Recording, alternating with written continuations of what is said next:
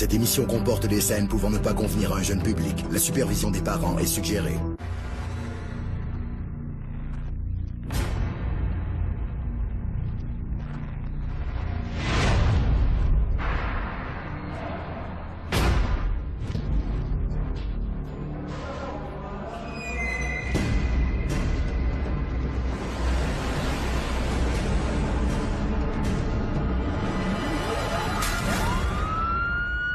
Wake up!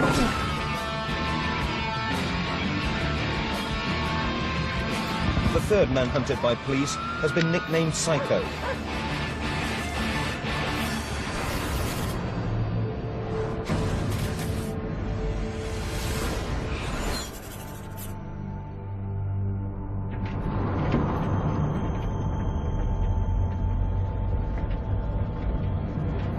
J'avais 19 ans quand on m'a arrêté.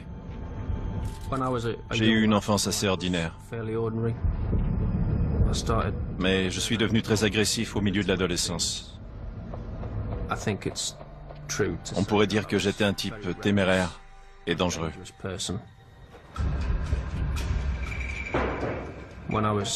J'ai étudié à Leeds quand des types m'ont volé dans la rue.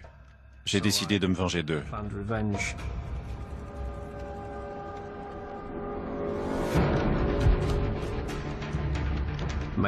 J'ai fabriqué une bombe que j'ai cachée près de l'endroit où ces types se tenaient. J'espérais ainsi les blesser.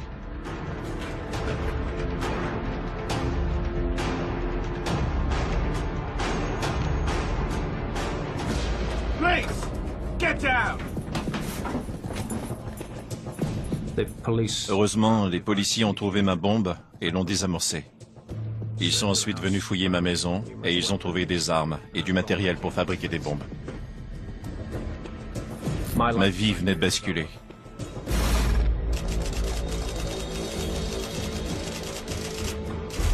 J'avais 19 ans quand on m'a arrêté. Si j'écopais d'une peine de prison à vie, je mourrais en prison, à moins de m'évader.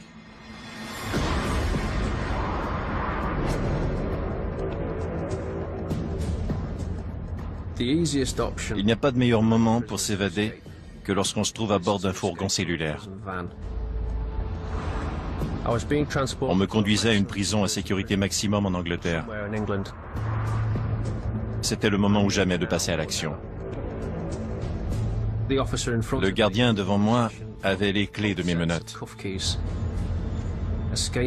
Je pourrais m'enfuir si je lui faisais assez peur pour qu'il me donne ses clés.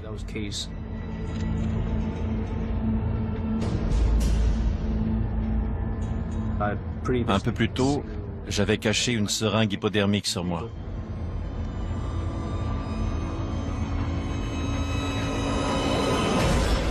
Je me la suis plantée dans le bras. Wake up! Stop the van! Stop the van! J'ai dit, j'ai le sida, si vous ne m'enlevez pas ces menottes, je vais vous piquer avec mon aiguille. En vérité, je n'avais pas le sida, mais le gardien a regardé le sang et l'aiguille. Et il a ordonné au conducteur de se rendre au poste de police le plus près, ce qui était conforme à la procédure.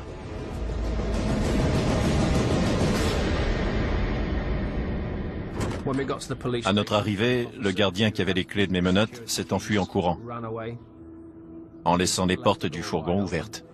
Come on! Go! Come on! Come on!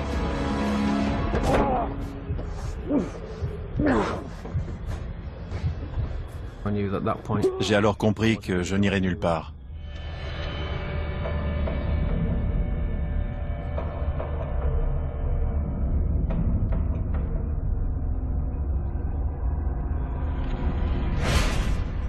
Je ne savais pas où l'on m'emmenait.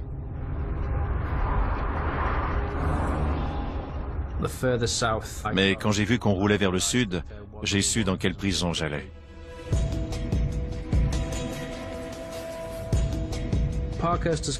La prison de Parkhurst a une très mauvaise réputation. C'est un endroit violent, où se trouvent des meurtriers, des tueurs en série et des auteurs d'actes terroristes.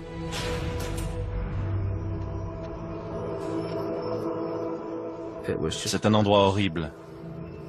Il y règne une atmosphère de misère et de désespoir.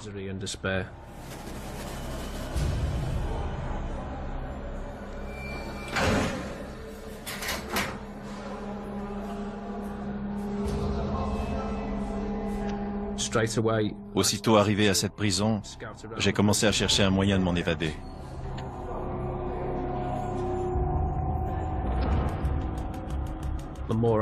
En examinant les lieux, je voyais à quel point ce serait complexe. Je devrais échapper à la surveillance des gardiens, éviter les caméras, franchir une clôture de 6 mètres surmontée de barbelés à lame, puis un mur d'une hauteur de plus de 7 mètres dont le haut est en forme de dôme. De plus, j'étais sur une île. J'aurais à traverser une étendue d'eau pour atteindre la Grande-Bretagne.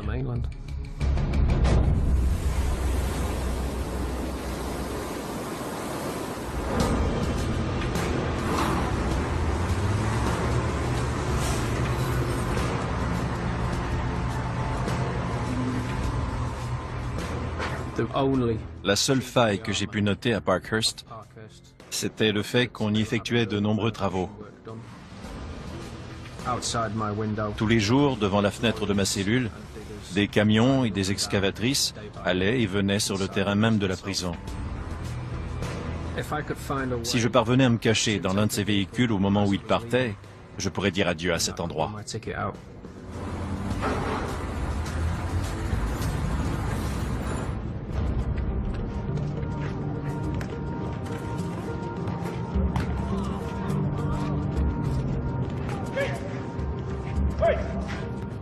J'avais connu Keith dans une autre prison. Au début des années 90, il avait écopé d'une peine de prison à vie pour le meurtre de la femme du propriétaire d'un supermarché. On s'est mis à parler ensemble. Keith avait remarqué un détail qui pourrait nous permettre de nous évader. Je sentais que je pouvais lui faire confiance. Sinon, je n'aurais jamais parlé d'un tel sujet avec lui. Keith avait surveillé les gardiens de près et examiné les serrures des portes. Celles-ci venaient d'être remplacées par des serrures munies d'un code de couleur. Certaines d'entre elles avaient un point vert, d'autres avaient un point rouge. Peu de ces serrures avaient un point vert, la plupart avaient un point rouge. J'aurais cru que le système de verrouillage était plus complexe que ça. Pour en être sûr, j'ai décidé de vérifier ces serrures par moi-même.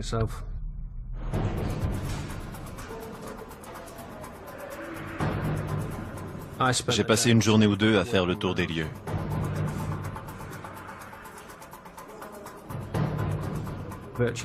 Presque toutes les serrures avaient un code de couleur.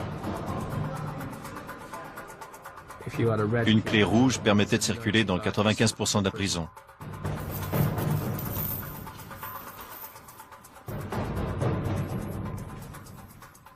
Cette clé nous permettrait d'accéder au terrain où circulaient les camions. Si l'on parvenait à se cacher à bord de l'un d'eux, on pourrait sans doute s'évader.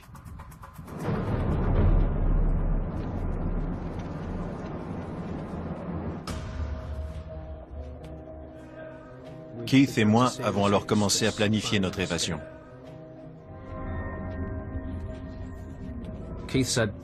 Pour lui, une clé n'était qu'un bout de métal ayant une forme précise. Il nous suffisait d'en fabriquer une. Il a réussi à me convaincre que je serais capable d'en faire une.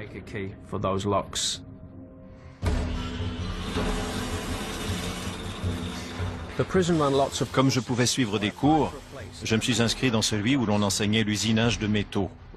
On était constamment surveillés, alors je devais être prudent. J'avais le matériel dont j'aurais besoin pour faire une clé.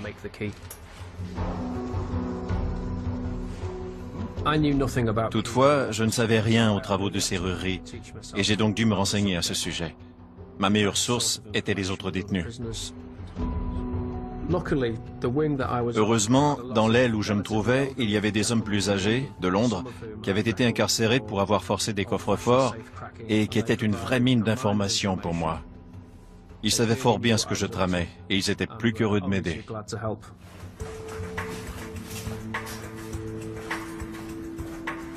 Dans la salle de musique, une des portes était munie d'une serrure à point rouge. Essayer de comprendre le fonctionnement de cette serrure représentait mon premier grand défi. Je pouvais l'examiner pendant des heures d'affilée, à me la représenter mentalement, pour me figurer comment je pourrais la déverrouiller. Plus je la regardais, plus je réalisais à quel point c'était un mécanisme compliqué. Heureusement, je pouvais examiner les clés des gardiens qui s'endormaient parfois, leur trousseau à la vue de tous.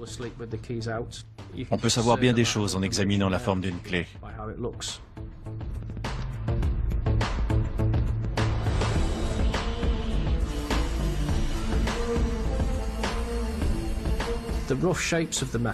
La forme de la clé au point rouge était relativement facile à reproduire en utilisant les outils disponibles à l'atelier. Mais pour en façonner les moindres détails, il me faudrait quelques heures, ce que je ne pourrais pas faire à l'atelier. Je devais effectuer ce travail dans ma cellule.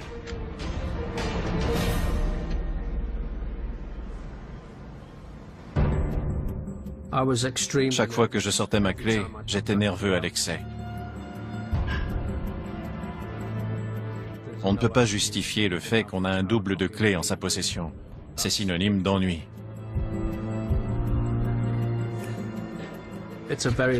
C'était un travail fastidieux et j'avais peur qu'on m'entende, d'autant plus que ça produisait un bruit caractéristique.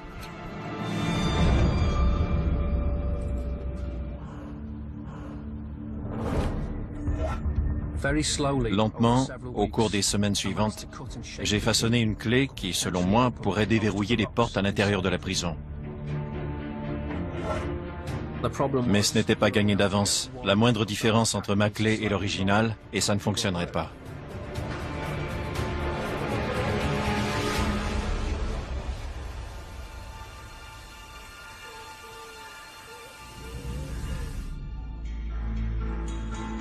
Le meilleur endroit pour tester ma clé, c'était la salle de musique.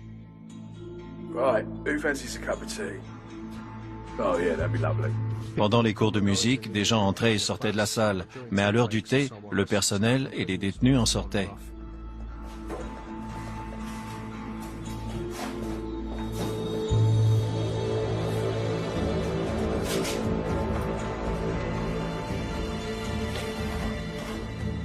J'ai introduit la clé dans la serrure. Elle y entrait parfaitement. Mais j'avais du mal à la faire tourner. Quelque chose clochait. La clé se tordait. J'ai tenté de la sortir de la serrure, mais elle était coincée. Si un garde arrivait et voyait cette clé, je serais fichu.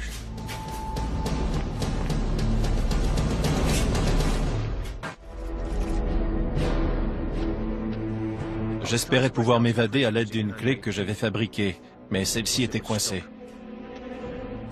Des employés allaient et venaient dans la salle de musique. Et pendant tout ce temps, la clé était coincée dans la serrure, alors que j'étais assis juste à côté de la porte. J'ai attendu pendant ce qui m'a semblé 1000 ans que les gens sortent de la pièce.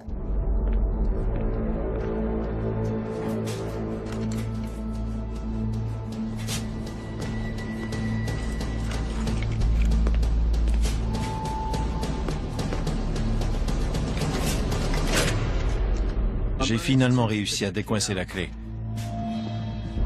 Et j'ai compris que j'avais besoin d'une clé plus rigide.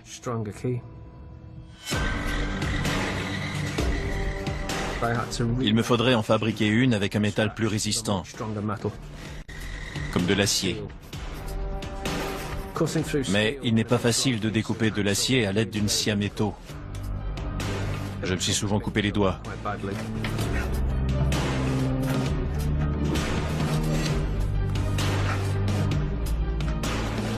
J'ai dû consacrer une bonne semaine à la coupe de cette clé.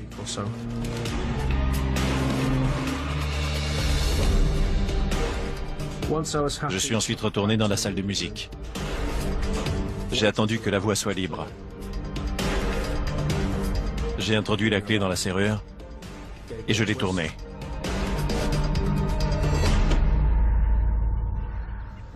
J'étais fou de joie. C'était comme si toutes les portes venaient de s'ouvrir. On pourrait aller n'importe où.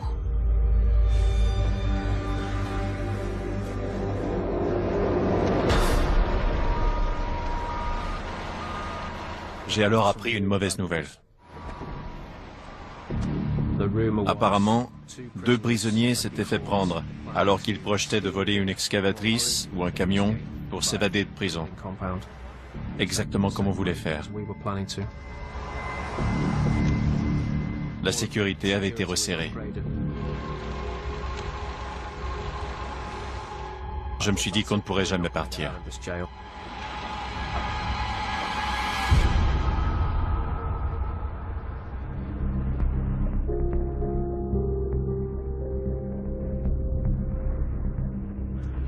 Keith et moi avons discuté.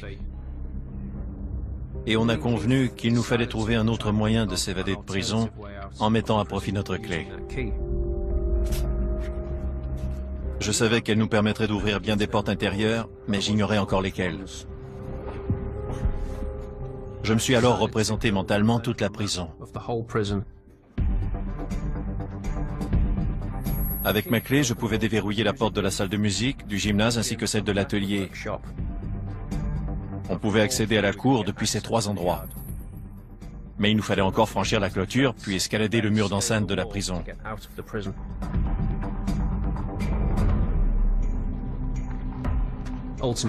La clôture, qui était surmontée de barbelés à lame, mesurait 6 mètres. Et le mur d'enceinte en béton faisait 7,30 mètres. De plus, il se terminait en forme de dôme. On ne pourrait l'enjamber qu'avec une échelle bien solide.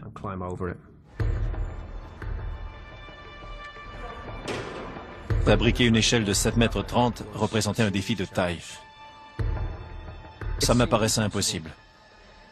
J'y ai pensé pendant des heures. Puis je me suis rendu compte que la réponse se trouvait vraisemblablement à l'atelier.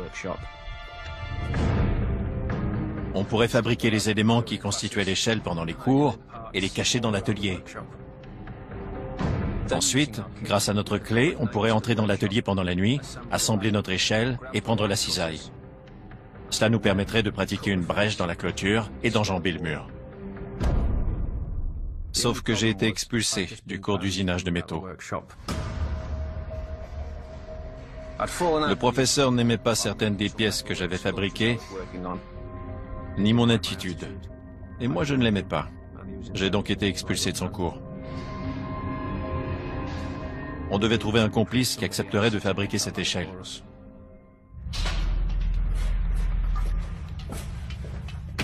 Un homme en particulier pouvait nous aider. Il était fiable, et comme nous, il voulait s'évader. Il s'appelait Andrew Roger. Il purgeait une peine de prison à vie pour le meurtre d'un gardien de sécurité. Comme il en avait au moins pour 20 ans derrière les barreaux, il voulait aussi s'évader.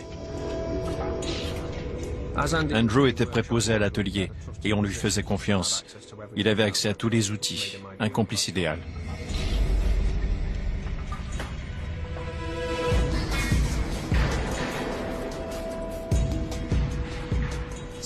Le personnel de la prison croyait qu'Andrew ne faisait qu'effectuer divers travaux pour la prison. Personne ne lui posait la moindre question. L'échelle était constituée de 6 bouts de tuyaux de 3,65 m qui, une fois assemblés, donneraient une structure d'une longueur totale de 7,30 m. Andrew a mis 3 semaines à la fabriquer.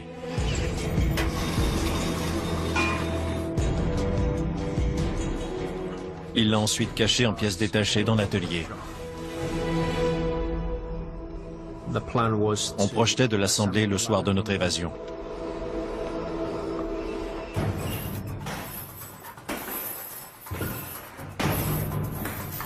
Nous étions d'accord sur le fait qu'on sortirait par le gymnase, car la surveillance y était moins serrée. Malgré tout, on aurait un obstacle à surmonter.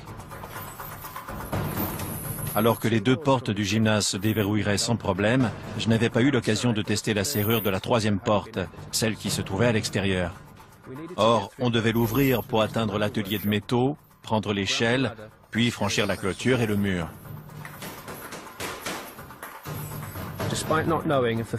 Malgré ce problème, on s'entendait tous pour dire qu'il nous fallait sortir par le gymnase.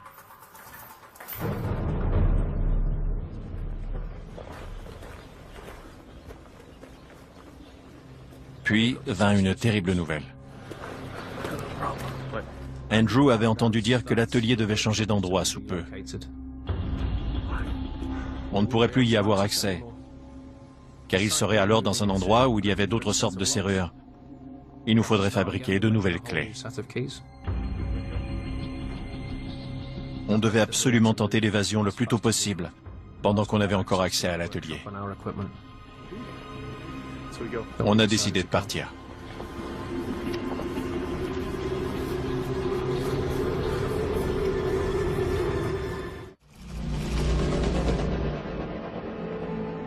Il était temps pour nous de nous évader.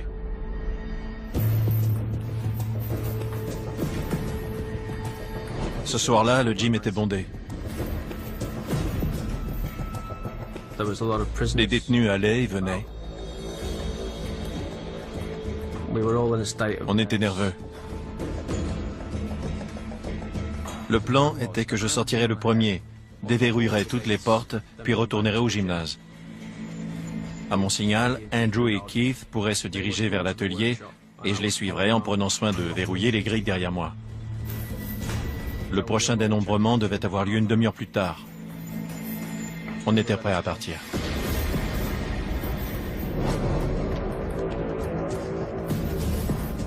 Après m'être assuré que la voie était libre, j'ai introduit ma clé dans la serrure de la première porte et je l'ai tournée. Ça a fonctionné.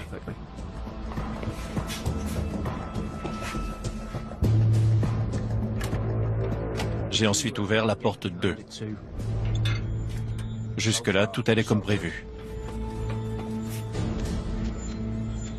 J'ai alors couru vers la porte 3. Le succès de notre évasion reposait sur le fait que je parvienne à la déverrouiller. Si on n'atteignait pas l'autre côté de la cour, il nous serait impossible d'entrer dans l'atelier et on aurait fabriqué l'échelle pour rien.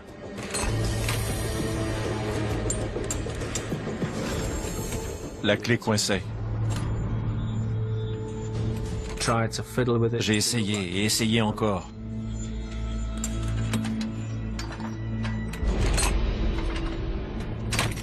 La porte a fini par s'ouvrir. Je suis retourné au gymnase.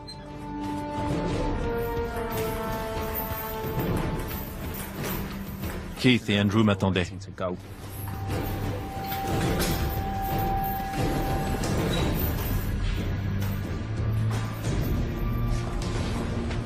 Il nous restait 25 minutes pour assembler l'échelle, percer la clôture et escalader le mur.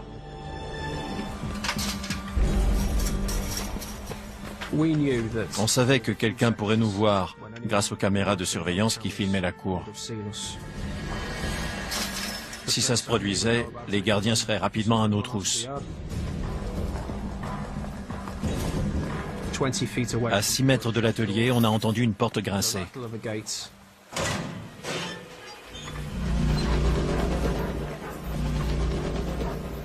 Un gardien est alors sorti avec un chien renifleur. L'animal a couru dans ma direction, puis s'est arrêté à 6 mètres de moi.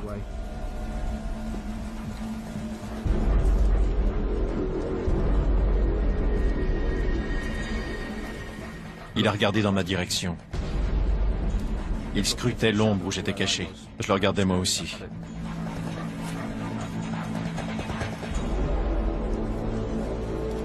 Je me suis dit que ça y était, qu'on était fichu.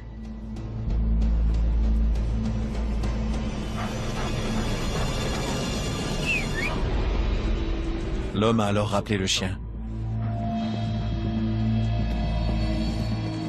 Je n'en croyais pas mes yeux. On ne pouvait plus traîner dans les parages.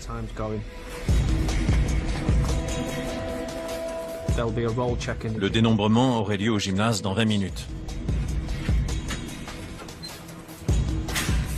On a atteint l'atelier et Andrew s'est aussitôt mis à assembler l'échelle. De mon côté, j'ai pris une cisaille pour percer la clôture, ainsi qu'un bout de câble électrique qui nous permettrait de descendre de l'autre côté du mur d'enceinte. En l'espace de 10 minutes, l'échelle était assemblée. On avait une telle quantité d'adrénaline dans les veines qu'on s'est mis à courir à toute vitesse.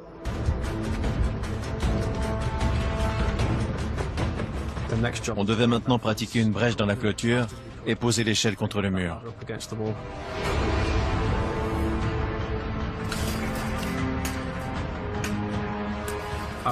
J'étais convaincu que je verrais arriver des gardiens d'un moment à l'autre.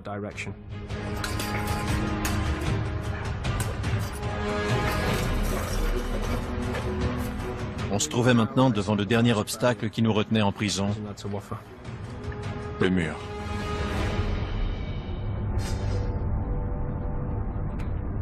Le stress me donnait la nausée. On ne savait pas quel poids l'échelle pouvait supporter.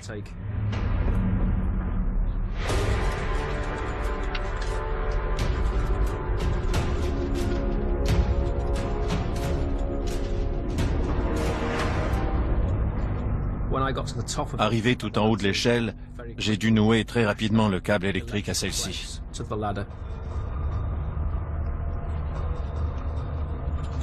Andrew montait pendant que je me préparais à descendre.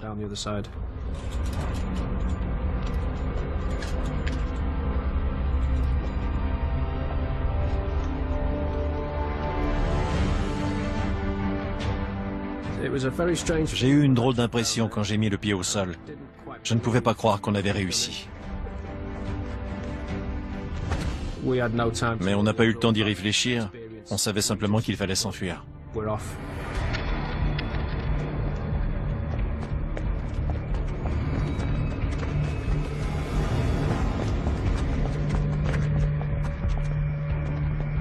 L'étape suivante consistait à quitter l'île. Keith nous avait dit qu'il détenait sa licence de pilote et qu'il avait noté la présence de 3 aérodromes sur l'île de White, à 5 minutes de voiture.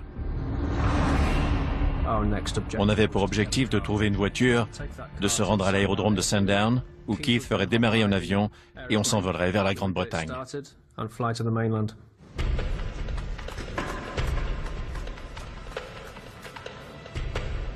Il devait alors être 18h55. Or, on savait que le dénombrement serait effectué à 19h. On ne disposait donc que de 5 minutes avant que les gardiens ne constatent notre disparition.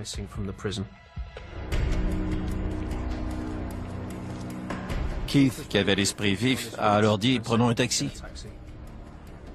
J'ai d'abord pensé que c'était la plus mauvaise idée au monde, jusqu'à ce que Keith me rappelle qu'on n'était que des types ordinaires qui marchaient dans la rue. On avait aussi un peu d'argent. En fin de compte, c'était une bonne idée, car on se retrouverait loin de la prison en seulement quelques minutes.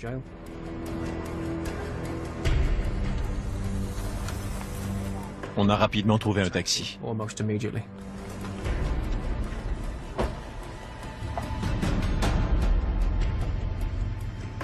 On roulait quand j'ai réalisé que l'alarme sonnait sans doute au même moment à la prison.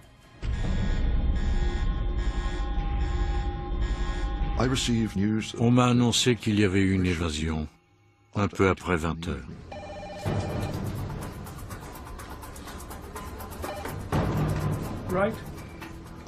J'étais pleinement conscient du danger que représentait tout évadé de Parkhurst. Comme ils étaient 3 dans ce cas-ci, c'était vraiment préoccupant. J'ai aussitôt mobilisé 250 policiers afin qu'ils effectuent une fouille systématique de l'île. Je voulais qu'ils vérifient tous les traversiers qui se rendaient en Grande-Bretagne afin d'empêcher les évadés de partir. L'île de White est un peu comme l'île d'Alcatraz. Si les détenus peuvent s'évader de prison, ils sont coincés sur l'île.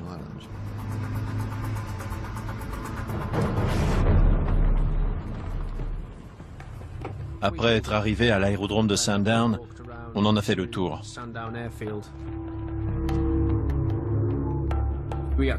On devait être très prudent, car notre présence aurait paru louche à quiconque se trouvait sur le terrain ce soir-là.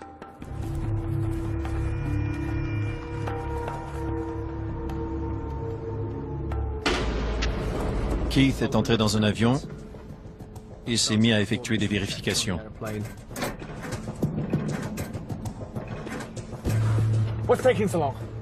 Il n'y avait pas de batterie dans l'avion. Keith a alors dit qu'on devait trouver un autre appareil.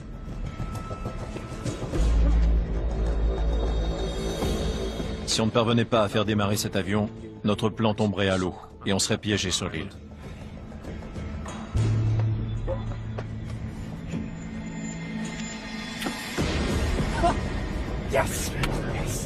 Le tableau de bord s'est allumé. Mon cœur a fait un bond tellement j'étais soulagé. On allait enfin pouvoir décoller. Malheureusement, il s'agissait d'un système qui n'était conçu que pour vérifier les commandes de l'appareil. Il nous fallait quand même faire démarrer l'avion comme on le ferait pour une voiture. C'est là que ça s'est compliqué. La serrure ne pouvait être trafiquée. J'ai alors été pris de panique. J'étais anéanti, car je voyais bien qu'on ne pourrait jamais quitter l'île.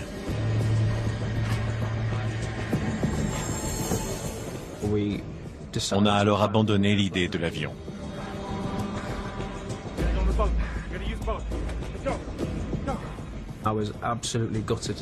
J'étais vraiment découragé de laisser cet avion derrière moi. Et j'étais aussi conscient du fait que les policiers étaient sûrement à notre recherche.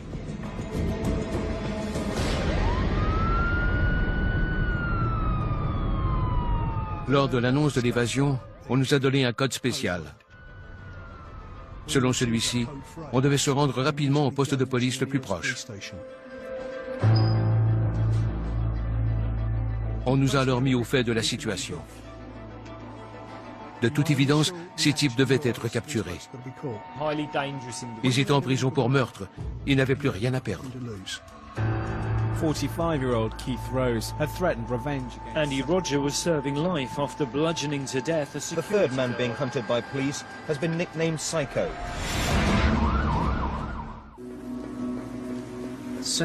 Après l'évasion, on a marché pendant 4 ou 5 heures. On n'avait rien mangé ni bu depuis une douzaine d'heures. Et on était crevés.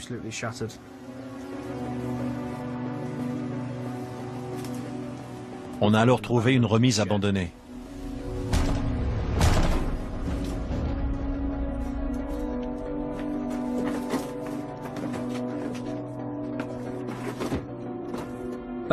Pendant la nuit, il a fait un temps glacial.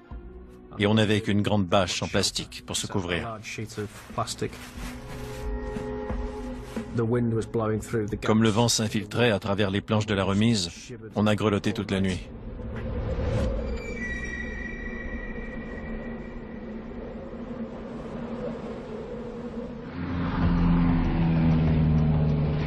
The search teams have now moved to the sparsely populated south coast of the island. They'll be checking miles of coastline and scores of isolated properties. C'était comme tenter de trouver une aiguille dans une botte de foin. Les évadés étaient rusés, sournois et dangereux. J'avais peur qu'ils prennent des otages et se cachent. Chaque fois qu'on entrait dans une maison, on la fouillait de fond en comble et on s'assurait qu'aucun occupant n'était retenu en otage.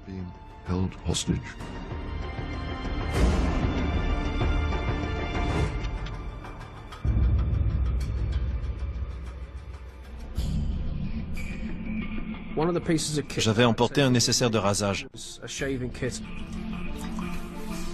ce qui a permis à Keith de se raser la barbe.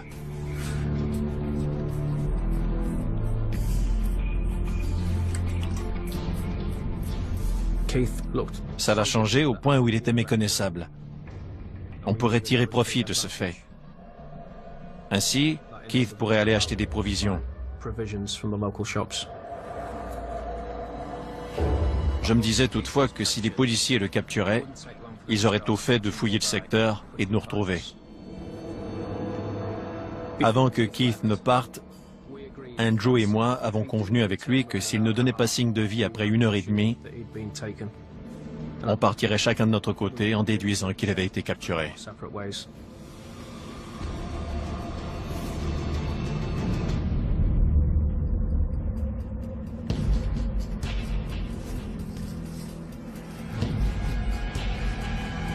Il y a plusieurs propriétés et maisons isolées dans la campagne, tout autour de la prison.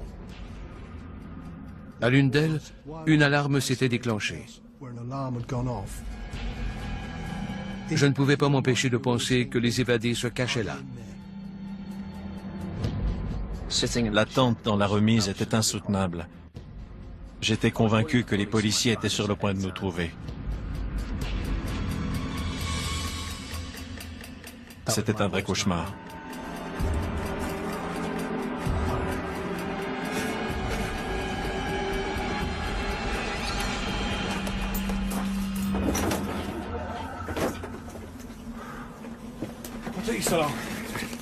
C'était une fausse alerte. On était déçus. On devait retrouver les évadés. Il était hors de question qu'on abandonne. Andrew et Keith voulaient absolument qu'on parte. Moi, je voulais rester, parce que je croyais que plus on attendrait, plus on aurait de chance de trouver un bateau.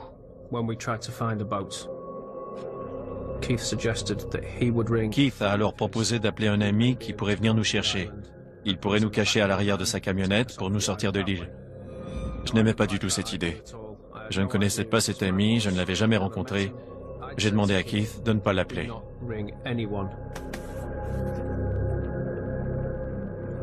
Celui-ci est alors sorti chercher de quoi manger et boire.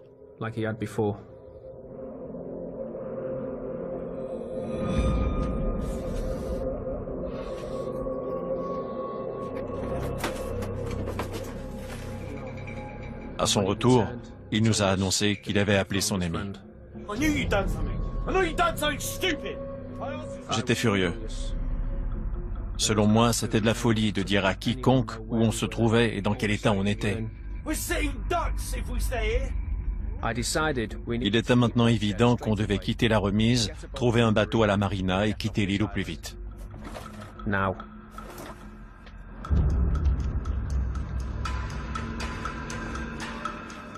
Nous sommes partis chacun de notre côté. Andrew et Keith étaient un peu plus loin devant moi. On s'était dit qu'ainsi, si l'un de nous était repéré par un policier, les deux autres auraient peut-être le temps de s'enfuir. On m'avait demandé d'effectuer une patrouille.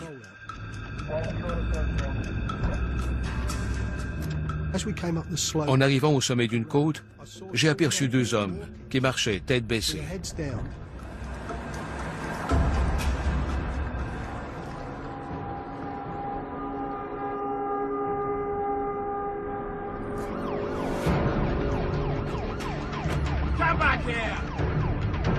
Je me suis alors enfui.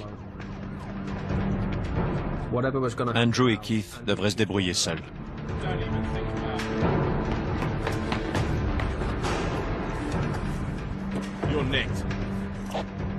J'ai demandé des renforts et indiqué qu'on venait de capturer Rose et Roger et que Williams avait détalé. J'attendais une escouade canine. J'ai aussi demandé un hélicoptère équipé de matériel d'imagerie thermique.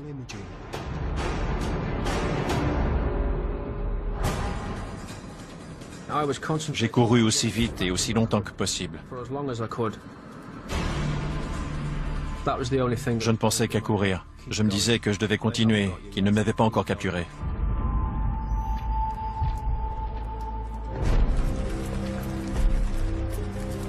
Je suis arrivé près de bateaux dont plusieurs étaient d'une dimension adéquate. J'ai couru vers un bateau auquel était accroché un canot pneumatique.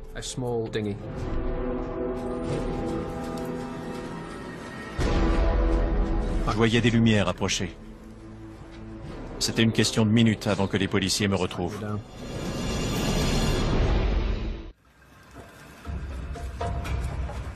Je devais quitter l'île, mais j'étais cerné. Je ne pouvais m'enfuir qu'en bateau. Les policiers avançaient à travers les arbres. J'ai commencé à défaire les nœuds, mais ceux-ci étaient très serrés. L'air était glacial et j'avais les mains gelées. La corde était si raide que je n'arrivais pas à glisser mes doigts à travers les nœuds pour les desserrer. On est rapidement arrivé sur les lieux. Le chien a aussitôt flairé une piste. On s'est alors dirigé vers la marina. Le fugitif était sans doute allé à cet endroit dans l'espoir d'y trouver un bateau et de partir.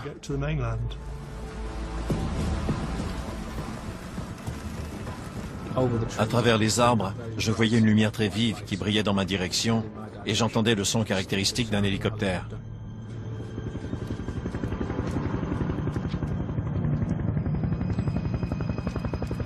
Le problème avec cet hélico, c'est qu'il était équipé d'une caméra thermique, ce qui signifiait que le pilote pourrait me voir, peu importe où je me cacherais. J'ai alors pensé que mon seul moyen de ne pas être repéré serait de me glisser dans l'eau.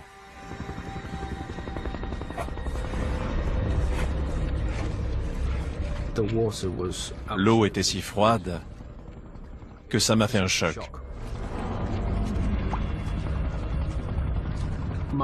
J'espérais qu'après être passé au-dessus du secteur, l'hélicoptère poursuivrait sa route le long de la côte. Je pourrais alors sortir de l'eau et revenir sur mes pas. Je croisais les doigts pour que l'hélicoptère s'en aille.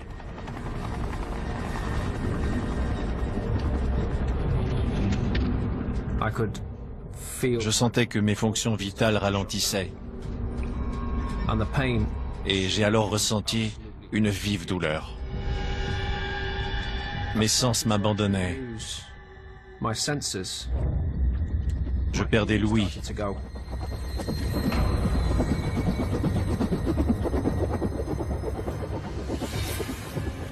Je perdais aussi la vue. Je ne sentais plus ni mes bras ni mes jambes. Puis j'ai arrêté de frissonner, ce qui était mauvais signe. Ce n'était qu'une question de minutes avant que je tombe dans le coma. Une fois l'hélico parti, je suis remonté sur la jetée. Si la température de mon corps était basse, peut-être que la caméra thermique ne me détecterait pas. Ainsi, je pourrais m'enfuir.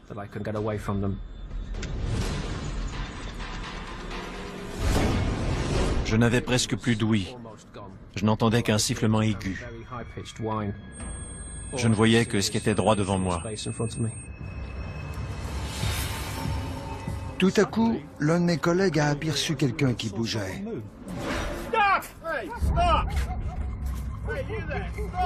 Quand il nous a vus nous approcher, il a sauté dans l'eau.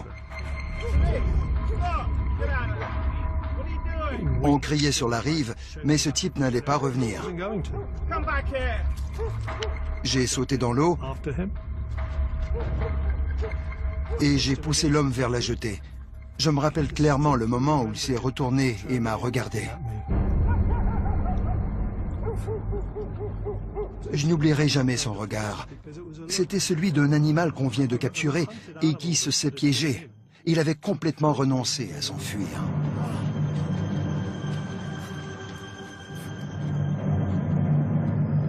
Rendu là, je n'avais plus d'autre choix que d'abandonner.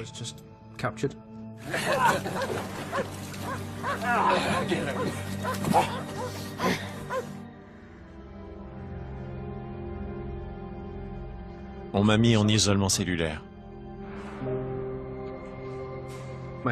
Mon ouïe et ma vue sont revenus assez rapidement, mais pendant plusieurs jours, j'ai été très malade.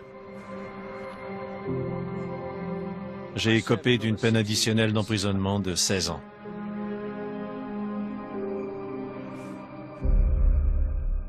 Et malgré tout ce qui était arrivé, je désirais encore tenter une évasion.